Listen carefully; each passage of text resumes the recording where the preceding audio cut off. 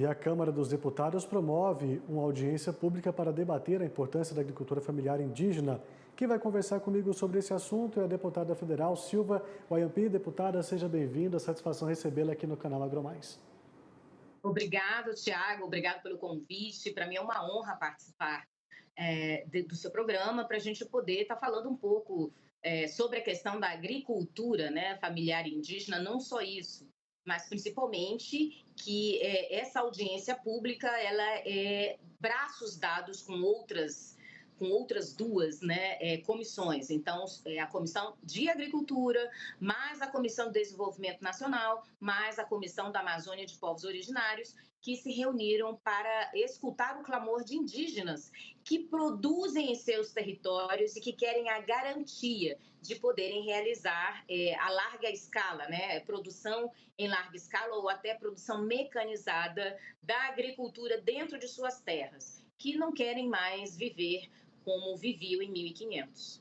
Pois é, deputada, e eu começo te perguntando justamente isso. Aqui mesmo na AgroMais, nós já mostramos diversos casos, né? E eu sempre uso os parecidos ali em Mato Grosso, que já fazem a produção em grande escala, colocam muita tecnologia dentro da sua aldeia, dentro para todo mundo ali, você já consegue formar profissionais, você ajuda todo mundo ali. Por que é tão difícil levar esse caso de sucesso para as outras etnias também? Porque, na realidade, o Brasil inteiro e os povos indígenas estão engessados por uma legislação. Por exemplo, não adianta você homologar uma terra se o indígena não pode se desenvolver nela. Então, nós precisamos abrir essa discussão para a sociedade para poder garantir, por meio de lei, por meio até da própria Constituição, fazer uma emenda constitucional para dar a oportunidade do indígena se desenvolver em suas próprias terras. Veja, as terras foram pensadas, a homologação ela foi pensada para o indígena de 1500, não para o indígena que vive no século XXI. Então, esse indígena que está no século XXI não pode ser condenado ao passado. Então, essas discussões serão muito salutares, porque nós vamos reunir, dentro dessa audiência pública, indígenas que pensam diferente, que não querem produzir ou aqueles que incentivam a não produção. Como nós vamos reunir os indígenas que estão produzindo e que são um grande caso de sucesso. E que sim, eles têm conquistado o carinho, o respeito de outros povos que querem também se desenvolver da mesma forma. Mas nós esbarramos em legislação.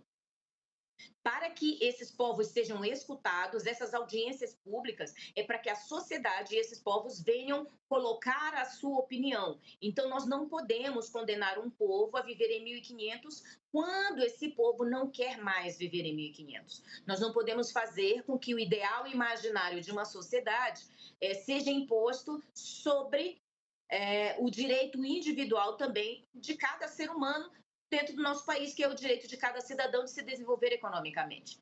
Então, esses indígenas vêm apresentar os seus projetos, a sua forma de vida e aquilo que eles querem para o futuro. O mais importante é que nós não podemos deixar que esses povos, que são povos brasileiros, sejam controlados pela mídia ou por organizações não governamentais que têm o único intuito de não permitir que eles se desenvolvam. Pois é, agora quando a gente olha para a questão de legislação de fato, né? Com qual o interesse que essa legislação não permite que os povos indígenas possam crescer? Tem alguma coisa por trás disso, deputada?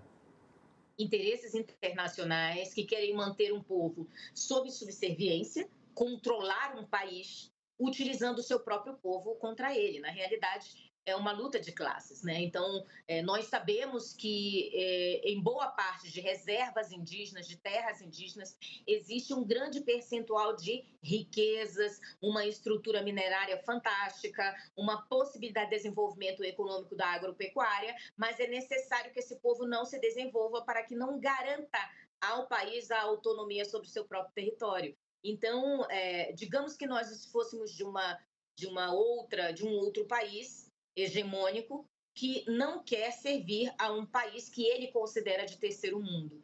Então, o Brasil tem potencialidades, o Brasil ele tem potencialidades tanto na agricultura, quanto na mineração, quanto no turismo, na produção de energia limpa, mas se ele explorar todo o seu território e todas as suas capacidades, ele pode se tornar uma grande potência e determinar as regras no mundo. E, obviamente, países europeus não querem que o Brasil seja essa potência.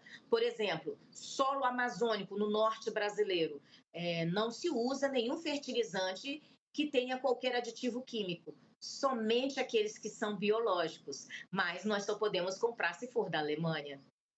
É uma situação um tanto quanto complicada, né, deputada? Tem muita coisa por trás disso. Agora, lá no início da sua fala, você falou uma coisa muito interessante aqui, que vocês vão ouvir nessa audiência pública os dois lados da história, aqueles que defendem a sua produção e aqueles que não defendem. Qual a importância disso, então, de ouvir os dois lados, claro, e principalmente de mostrar que essa independência pode não só gerar renda para essas famílias, para o agricultor familiar, mas, claro, também você faz ali o seu próprio alimento e você consegue mudar muitas vidas também, que é necessário. Isso também é importante de mostrar para todos? Com certeza, até porque nós vivemos um determinado momento, né, histórico. Nós vivemos um determinado momento onde nós não temos mais caravelas, né? Nós vivemos num tempo onde nós temos energia nuclear, nós vivemos num tempo onde nós temos celulares, onde nós temos comunicação, inclusive inteligência artificial. Então, nós não podemos continuar mantendo um povo vivendo em um outro tempo e enquanto toda a sociedade está no século XXI. Então, é preciso esse equilíbrio, né? No mato não tem tomografia, na floresta não tem raio-x. Então, como esse povo consegue socorro, assistência de saúde? É uma forma muito precária. Então, nós não podemos cobrar do Estado brasileiro aquilo que ele também não consegue proporcionar, justamente porque ele é impedido por meio de articulações, de opiniões, de pressões, não só internacionais, mas de muitos segmentos dentro do Brasil que estão incautos, sem ver a importância desse povo e acaba aprisionando esse povo no passado. Deputada, agora o pessoal que está nos acompanhando em casa pode até tentar imaginar assim, que diante de um discurso como esse que a senhora defende agora, que é a inclusão também dos povos indígenas dentro de toda essa tecnologia, dessa atualização que a senhora coloca com muita ênfase do século XXI de fato, que se isso acontecer pode se perder todos os direitos que são conquistados. Mas não é bem isso, né? Claro que mantém da mesma forma os direitos que todos têm, a gente reconhece isso, mas mantém a dignidade dessas famílias de produzir e de ter a sua renda também, né? Exatamente. Aí eu novamente retrunco. Que direito conquistado? Que o povo continua. A gente pode até imaginar se nós estamos em 1500. Um povo chegou aqui com tecnologia, chegou aqui com ciência, dominou esse território, subjugou um povo e o escravizou. 500 anos se passaram, esse povo continua sem barco, esse povo não tem arma para se defender, esse povo não tem pólvora, e foi com isso que os desbravadores aqui chegaram, por meio da navegação, numa grande caravela, chegaram aqui com ciência e tecnologia por meio de uma bússola, tinham arma de fogo, tinham pólvora e dominaram o povo. 500 anos se passaram e nós continuamos sem isso. Então, que conquista nós tivemos? O direito de viver em uma terra demarcada que apenas se faz jus a ela como usufruto, não como proprietário. Abre um leque de reflexão muito grande, né? Quando a gente começa a olhar por esse outro lado e, de fato, acende ainda mais um alerta a interesse de quem manter, depois de 500 anos, todos esses povos ainda escravizados. Eu acho que a palavra é justamente essa, né? Por mais pesada que ela seja, né, deputada? Exatamente, e é isso que nós precisamos trazer à discussão da sociedade. E muitas das vezes a sociedade ela não tem culpa. Até eu sempre falo em muitas entrevistas minhas em que eu desafio quem nos assiste a fechar o olho e imaginar um indígena. Sempre irão nos imaginar com um cocar, pintados de urucum, pintados de carvão, com um arco e uma flecha na mão, ou caminhando horas e horas numa estrada cheio de mandioca na cabeça após ter saído de uma roça. E aí, quando olham agora, encontram uma deputada com óculos, dominando bem a língua portuguesa, falando sobre direito e desenvolvimento econômico, e isso rompe com o ideal imaginário e causa um determinado espanto e susto a essa sociedade que, sem perceber, me aprisionou no passado. Então, muitas das vezes, essa sociedade pode, inclusive, não me aceitar aqui agora, ou questionar a minha identidade, o meu pertencimento, porque eu rompi com o ideal imaginário. Mas esse ideal imaginário só aprisiona pessoas no passado, né? A sociedade de hoje não quer viver nas cavernas, como no passado. Mas, então, não pode também aprisionar um povo a viver na floresta no passado, como se fosse em 1500. Justamente isso que eu ia completar. Não adianta nada você querer que se rompa essa barreira, mas deixa os nossos, porque eu acredito, né, a maior riqueza que nós temos, que é o nosso povo, todo mundo carrega esse sangue e a gente ficar preso também lá no passado não dá. Para a gente finalizar, eu vou até sair aqui um pouquinho do nosso tema, mas a gente tem um marco temporal para ser votado. Qual que é a sua opinião a respeito disso, hein, deputada? O que você acredita que possa acontecer, então, aí nessa votação de amanhã, lá na comissão do Senado?